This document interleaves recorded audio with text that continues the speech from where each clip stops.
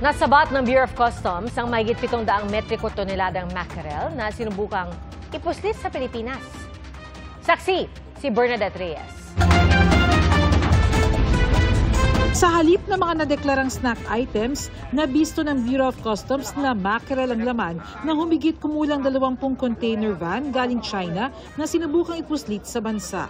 Pinakakasuhan na ng Customs sa Department of Justice ang mga sangkot ng paglabag sa Customs Modernization and Tariff Act. Suspendido na rin ang mga permit ng kumpanya. 5 yung sinampahan ng kaso, kasama yung may-ari at yung mga brokers. Nakapag-file na tayo, nakapag-submit tayo ng for filing of cases, 12.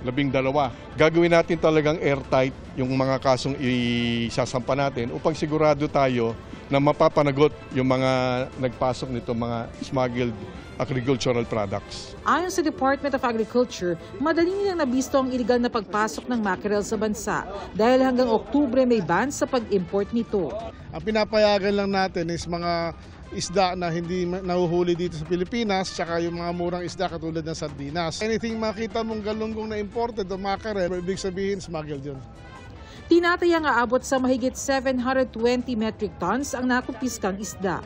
Ayon sa Department of Agriculture, 19 na mga 40-foot na mga container vans ang naglalaman nitong mga smuggled na mackerel products. Plano na i-donate ito para naman mapakinabangan pa. Maaari raw itong i-donate sa mga apektado ng mga sakuna matapos lumabas sa mga pagsusuri na fit for human consumption ng mga isda. Sa tala ng Department of Agriculture, 24 na kumpanya na ang blacklisted sa pag-i-import. Para sa GMA Integrated News, Bernadette Reyes ang inyong saksi. Mga kapuso, maging una sa saksi. Mag-subscribe sa GMA Integrated News sa YouTube para sa iba't ibang balita.